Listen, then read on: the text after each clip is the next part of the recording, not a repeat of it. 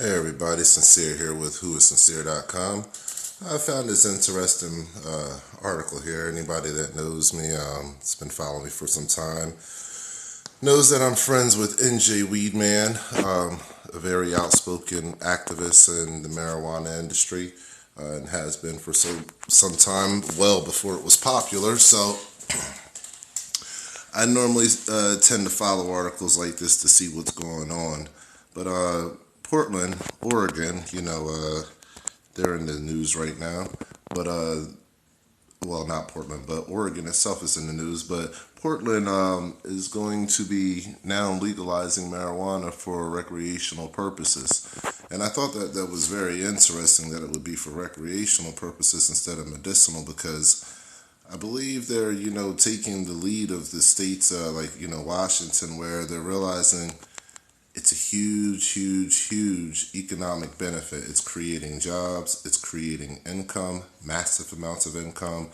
This article states that it was about $70 million that Washington State, the neighboring state of Washington State, made within the month of July. $70 million in revenue. So that's pretty massive for one small industry. If you add that up over a year, that's almost $1 billion industry right there.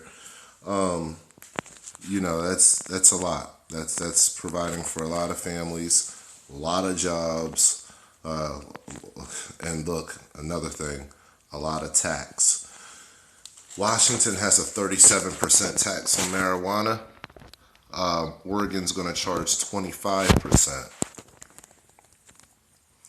Now,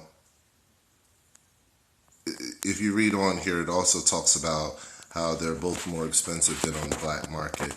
But a lot of people don't want to go on the black market, anymore in the legalized states, because it's so much easier to get your variety and find exactly what you're looking for. And plus you have edibles and all different kinds of forms of marijuana in the store. So, there's a lot of people not doing that market anymore. They're actually, in the legalized markets, they're actually going to these shops and they're paying these high taxes. And that's why they're getting away with literally killing people with these high taxes. So, of course, the states are making a ton of revenue. So, Oregon is just pretty much overnight saying, hey, look, we're tired of all the money going to Washington, so we might as well go ahead and legalize it so we can get it to stay here. And they undercut Washington's tax by about 12%.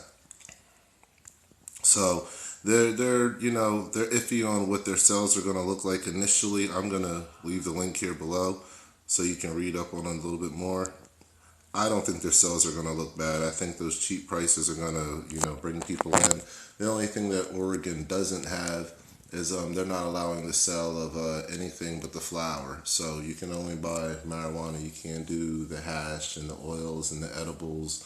You can't do any of that stuff. So we'll see where it goes. I believe the sale of marijuana itself is going to bring Oregon a lot of money. A lot of money. So I believe they'll probably change those laws within a couple of years too, so they can go ahead and benefit from the whole industry. That's just what I see happening. So I hope they change a few more laws and make this more even market and more accessible for me, more people that want to get into it. But they're making the laws pretty tight so that only a few, different types of people or certain types of people can get into the market. But I hope they change laws regarding that. Otherwise, I'm happy to see more legalization happening. We should stop sending people to jail for marijuana. It's like one of the worst failures ever. One of the worst failures ever to jail people for a plant. It's ridiculous. It's one of the most ridiculous things that our country does. So that's all I have to say about it right now. Make sure you subscribe to my website or subscribe to my YouTube, and go to my website, whoissincere.com. Make sure you also follow me on Twitter, Sincere Speaks, and make sure you stay tuned for another video. Thanks a lot.